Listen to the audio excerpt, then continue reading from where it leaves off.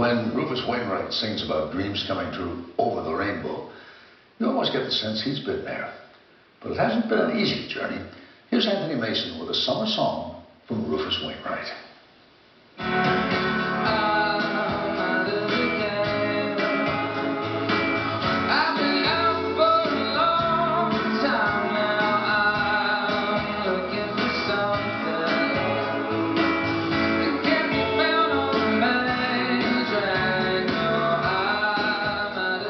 My whole thing is that I want to do everything.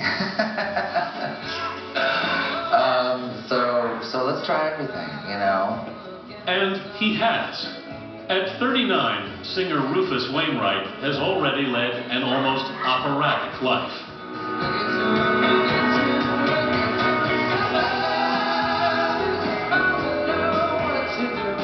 He's recorded pop albums, written a classical opera,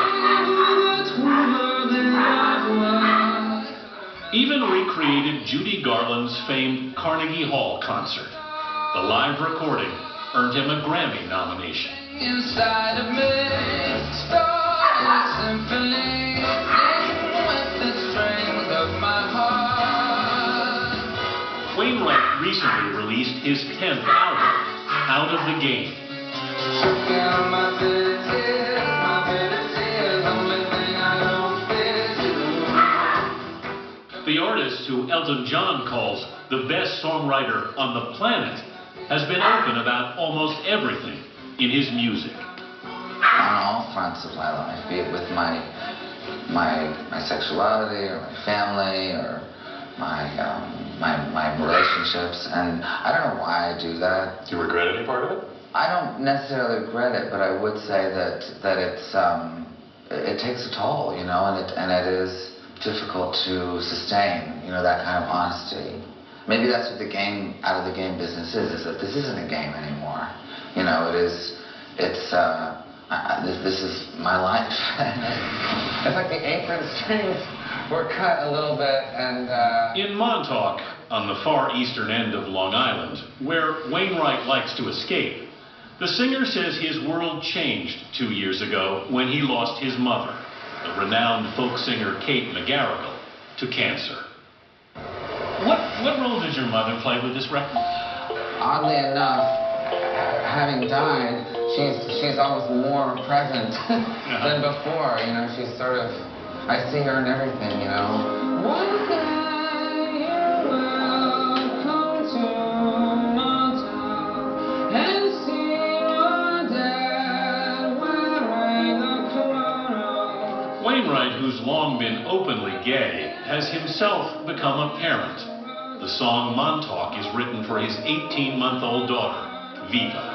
One day you will come to Montauk and see your... Viva's mother is his lifelong friend, Lorca Cohen, the daughter of singer Leonard Cohen. She just wanted a baby, and she's in her late 30s, and we're very good friends, and so I obliged her, and we're figuring it out. Viva's birth was one reason Wainwright decided to settle down. This week, he'll marry his longtime partner, Jorn Viesbrodt. Now this is where you're getting married? Yeah, no, we're not getting married in the bar. We're getting married at home, but then we're gonna have the after party here. Is this a big leap for you? Yeah, no, I think it is a big leap. I do believe actually that, you know, there is a difference between gay marriage and straight marriage, though. And I'm not sure what gay marriage is yet, right. But I think we're still in the process of figuring it out. I mean, it's only, what, like 5 years old? Yeah. And you will believe in love and all that it's supposed to be.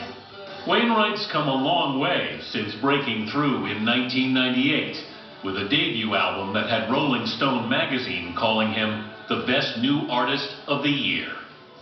Did you feel a burden of expectation with that first record? I think there probably was a lot of pressure, and it was really hard, but I was like, bring it on. Mm-hmm. And it didn't all come. The critical raves did not lead to commercial success, And by 2000, Wainwright was addicted to crystal meth. I was very much on a kind of death wish at that point in my life. You know, there was a lot of issues, for instance, that I hadn't come to terms with. Things like I was molested as a young teenager. By a man he met in a London bar. You got yourself into rehab. Yeah, I know I did. No, I did it myself. How did you pull yourself out of that? I don't want to die. Why am I always on a plane or a fast train? Oh, what a world my parents gave me always. And he had more music to make. The child of two acclaimed folk singers, McGarrigle and Loudon Wainwright III, he quickly took to the family business. My mother claims that I started singing "Old MacDonald Had a Farm" at 6 months. Like answering E-I-E-I-O to her "Old MacDonald" and then modulating into different keys. I highly doubt that.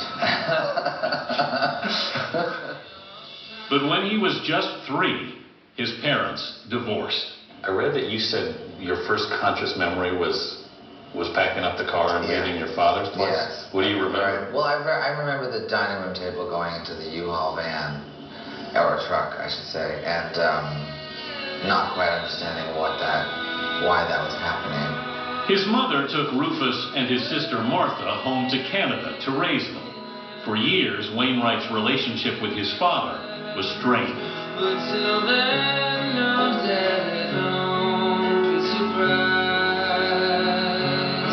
if I wanna see the tears in your eyes. What effect has your mother's passing had on your relationship with your dad? It's been good. I mean, my father really came through in the end, and I know that wasn't easy for him. We got all the singers? Yeah. Okay.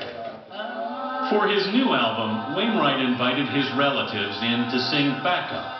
This time, the invitation included his father.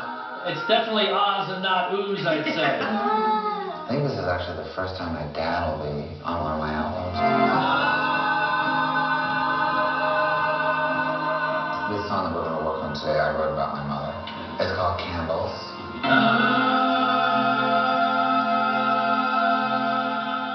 What's interesting about it, actually, that in that recording is that you really hear my dad quite loud in the choir, and his voice is just so piercing and so clean and pure.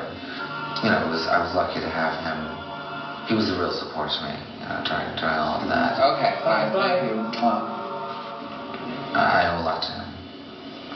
I try to do all that I can, but the churches have run out of candles. The old saying is true, Wainwright says.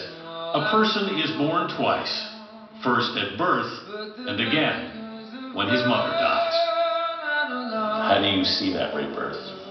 I just see everything is so fleeting and so kind of beautiful and so special and magical and